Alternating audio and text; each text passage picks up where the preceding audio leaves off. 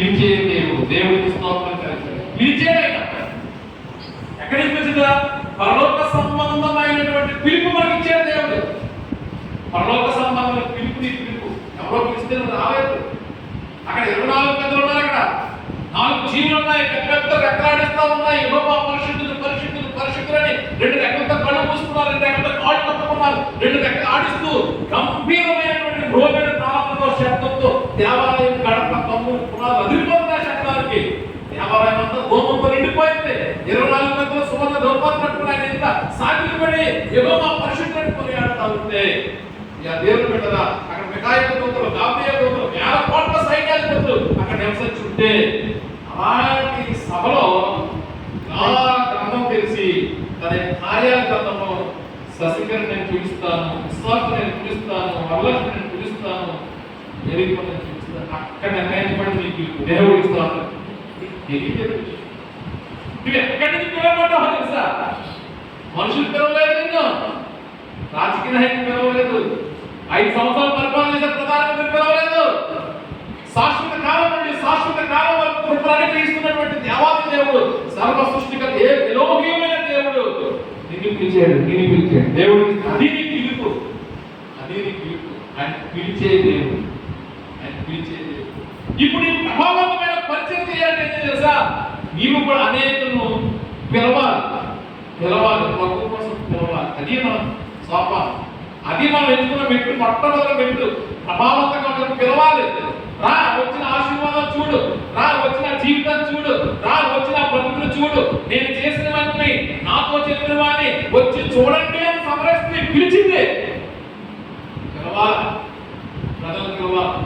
విస్తారమైన చేపలు పట్టాడు యేసుతో మాట ప్రకారం లేదు, వరం ఆగలేకపోతున్నాడు. సంజ్ఞలు చేసి పిలుస్తున్నాడు, రండి నాకు ఆశీర్వాదంలో పాల్పొందుకోండి అన్నాడట. యెహోవా ఆశీర్వదించబడి మన లోపల రండి అని ప్రజలను పిలవాలంట. మనం పిలిచామా? ఆమె సరిగా ఆమె ఒకవేళ శనివారం పిలిచేదనుకో, శనివారం మా మధ్య రెడీ పిలిచేదనుకో, అది పొద్దున్న రెడీ అయిపోతాడు. నువ్వు పక్కన నీకు చూసేవాడు అంటే పిలిచేవాడే సరిగా లేడట. ఎలా పిలవడం చేతగా పక్కన ఒక పిలవాలని ఈ రోజు నుంచి పిలుస్తాను తీర్మానం చేసుకుంటే నువ్వే సరిగా రావు. మొట్టమొదటి పరిచర్య, నీ కుటుంబం, నీ జీవితం ప్రభావం అంటే ప్రజలని ప్రభువులకు పిలవడం నేర్చుకోవాలి. దేవుడికి స్తోత్రం కలుగుతుంది. తనకి ఇష్టమైన వారిని తన యత్నం ఉండుటకు ఆయన పిలిచాడు, పిలిచాడు. పరలోక సంబంధమైన పిలుపుతో మనం పిలవబడ్డాము. అదే పిలుపు నీవు నేను కలిగిన అందరినీ పిలవాలంట. రండి మా యేసయ్య గారు రండి, మీరు చేసే పని మా బ్రతుకు చూడండి అన్న, మా జీవితం చూడండి అన్న, మా సాక్ష్యం వినండి, చూడండి. ఎక్కడ మారిందో తెలుసా? ఏ కర్మాగారానికి వెళ్ళలేదు, బంగారం శుద్ధి చేస్తా కర్మాగారానికి వెళ్ళి బంగారం శుద్ధి దాన్ని నీళ్ళే మిల్లులో పడి నా జీవితాన్ని మిల్లుగా దాన్ని బియ్యంగా మార్చుకోలేదు. నన్ను ఏ మిల్లు మార్చలేదు, ఏ మనిషి మార్చలేదు.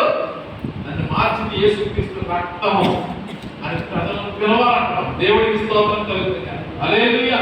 దేవుడు బిడ్డలా అందుకే అన్నాడు, ఆత్మానుసారంగా మీరు ఆరంభించి, ఆత్మానుసారంగా ఆరంభించి శరీరానుసారంగా మీరు పరిపూర్ణ కాగలుగుతారా? పరిపూర్ణ అవుతామా? ఆ పిలిచే పిలుపులో ఏం కనుక తెలుసా? సిలువ వేయబడినట్టున్న యేసు క్రీస్తుని చూపించాలి. దేవుడికి స్తోత్రం కలుగుతుంది. నా యేసయ్య, నా కొరకు ప్రాణం పెట్టిన యేసయ్య, నా కొరకు రక్తం కాచిన యేసయ్య సిలువ మీద వేలాడిపోయాడు నా కోసం, అందుకే నా బతుకు మారింది. అదే యేసయ్య ఇంకా శక్తి ఉంది నీ బతుకు మారుతారా? కనబడుతున్నాడు ఆ యేసయ్యని నా జీవితంలో యేసు సిలువ గురించి చెప్పగలగా, యేసు యొక్క ప్రేమ పంచగలగా, పంచుకు పిలవగలిగితే ప్రజలు ప్రభువులకు వస్తారు. అప్పుడు దానికి తగిన జీవితం పొందుకుంటావు, ప్రభావం కలిగి దేవుడికి స్తోత్రం కలిగింది. హల్లెలూయా. రెండవ దేవుడు